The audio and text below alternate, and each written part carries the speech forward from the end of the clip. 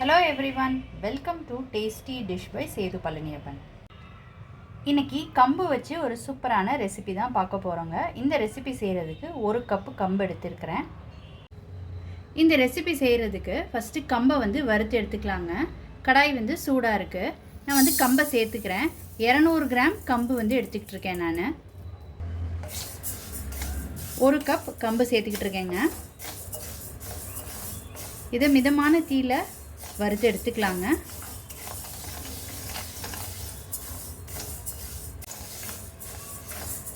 நிதானமாக ஒரு 10 நிமிஷத்துக்கு வறுத்துக்கோங்க.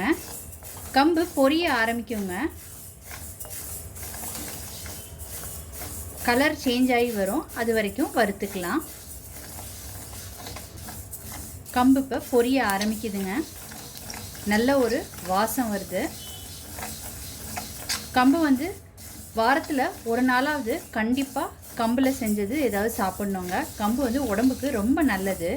இம்யூனிட்டி பவர் இன்க்ரீஸ் பண்ணோம். அயான் டிஃபிஷியன்சி, அனிமிக் ப்ராப்ளம்ஸ்க்கெல்லாம் கம்பு ரொம்ப நல்லதுங்க. முதல்ல இருந்ததுக்கு இப்போ கம்பு கலர் கொஞ்சம் சேஞ்ச் ஆகிருக்கு. ஈவனாக வறுத்து எடுத்துக்கோங்க.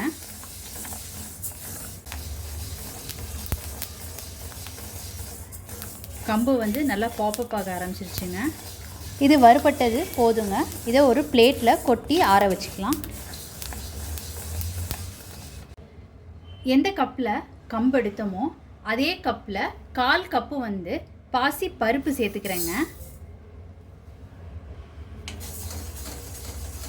1/4 கப்பு தான் சேர்த்துக்கிட்டு இருக்கேன் நான். 50 கிராம் பாசி பருப்பை நல்லா பொன்னிறமாகிற அளவுக்கு வறுத்து எடுத்துக்கலாங்க. பாசிப்பருப்பு நல்லா ரோஸ்ட் ஆகிடுச்சுங்க. இந்த அளவுக்கு வறுபட்டது போதும். இப்போ கம்பு எந்த பிளேட்டில் கொட்டி வச்சுருக்கிறோமோ அதோட இதையும் கொட்டிக்கலாம். அடுத்து பொட்டுக்கடலை சேர்த்துக்கிறேங்க. அடுப்பை ஸ்விட்ச் ஆஃப் பண்ணிவிட்டு அந்த தவாவில் உள்ள ஹீட்லே பொட்டுக்கடலையை வறுத்து எடுத்துக்கலாம். பொட்டுக்கடலையும் 50 கிராம் தான் எடுத்துக்கிட்டு இருக்கேங்க. இதில் 2 ஏலக்காய் சேர்த்துக்கிறேங்க. ஏலக்காய் ஆப்ஷனல் தான், வேணும்னா சேர்த்துக்கோங்க, இல்லாட்டினா ஸ்கிப் பண்ணிக்கலாம். கம்பும் பாசிப்பருப்பும் வறுத்து நல்லா கிறிஸ்பாக இருக்கும். அதனால தான் இதையும் நம்ம வறுத்துக்கலாங்க. பொட்டுக்கடலை ஒரு 40 to 50 செகண்ட்ஸ் வறுபட்டது போதுங்க. இதையும் அதே பிளேட்டில் கொட்டி விட்டுக்கலாம். இப்போ இது எல்லாத்தையும் ஒரு பிளேட்டில் கொட்டி ஆற விட்டுக்கலாங்க. எல்லா பொருட்களும் நல்லா ஆறிடுச்சு. இப்போ இதை ஃபைன் பவுடராக அரைச்சிக்கலாங்க. அரைச்சதுக்கப்புறம் சலிச்சு எடுத்துகிட்டு காமிக்கிறேன். நல்லா ஃபைனாக அரைச்சதுக்கப்புறம் சலிச்சு எடுத்துக்கிட்டாச்சு. இப்போ அந்த அரைச்ச பவுடரை நான் மறுபடியும் ஜாரில் சேர்த்துக்கிறேங்க.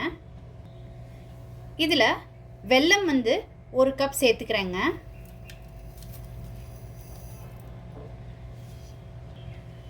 ஒரு கப் கம்பு எடுத்ததுக்கு 1 கப் வெல்லம் பொடிச்சது சேர்த்துக்கிட்டு இருக்கேங்க. நீங்கள் உங்கள் ஸ்வீட்டுக்கு ஏற்ப கூடவோ குறைச்சோ பார்த்து சேர்த்துக்கோங்க.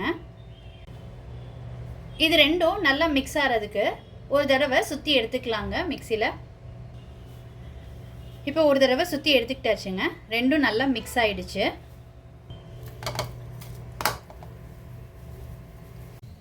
கம்பை நல்லா வறுத்து அரைச்சிட்டு வெல்லம்லாம் சேர்த்து மிக்ஸ் பண்ணியாச்சுங்க.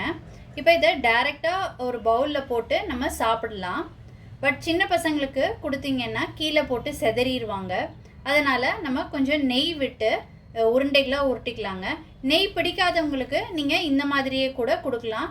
அதே மாதிரி வீட்டில் பெரியவங்களுக்கு நெய் சேர்க்க வேண்டான்றவங்களுக்கு நீங்கள் இதை ஒரு பவுலில் போட்டு அப்படியே சாப்பிடவும் முடியுங்க. ஆனால் சாப்பிடும்போது கொஞ்சம் பார்த்து சாப்பிடணும், ஏன்னா கம்பு பொறையேறிக்கும். இந்த மாதிரி மாவு ரெடி பண்ணி வச்சுக்கிட்டிங்கன்னா நம்மளுக்கு எப்பப்போ வேணுமோ அந்த டைமில் வேணுங்கிற குவான்டிட்டியை போட்டுட்டு நெய் போட்டு உருண்டைகளாக பிடிச்சிக்கலாங்க. இப்போ நான் பாதி குவான்டிட்டி எடுத்து நான் உருண்டைகளாக உருட்டிக்க போகிறேன். ஒரு பாதி மாவு மட்டும் எடுத்துருக்குறேங்க. இதில் முந்திரி பருப்பு சேர்த்துக்கிறேன். முந்திரி பருப்பு நெய்யில் வறுத்துட்டு எடுத்து வச்சுருக்கிறேங்க. அதை இதில் சேர்த்துக்கிறேன். நெய் சேர்த்துக்கிறேங்க.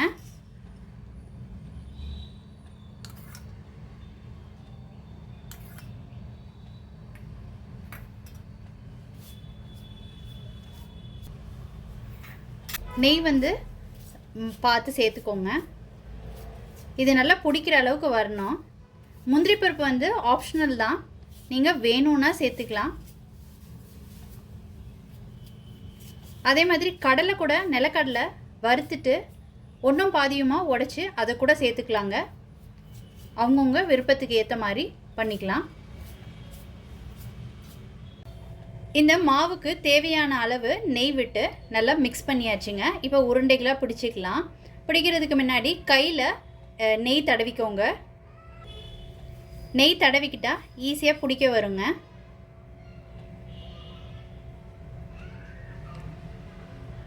நெய் கொஞ்சம் அதிகமாக தான் தேவைப்படுது.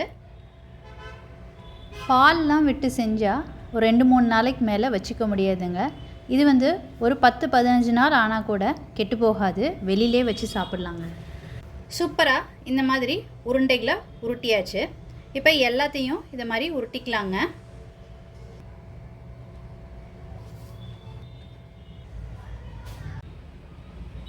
கம்பு உருண்டைகள் ரொம்ப சூப்பராக ரெடி ஆகிடுச்சுங்க. நான் ஒரு பாதி மாவில் தான் நான் உருண்டைகள் பிடிச்சிருக்கிறேன்.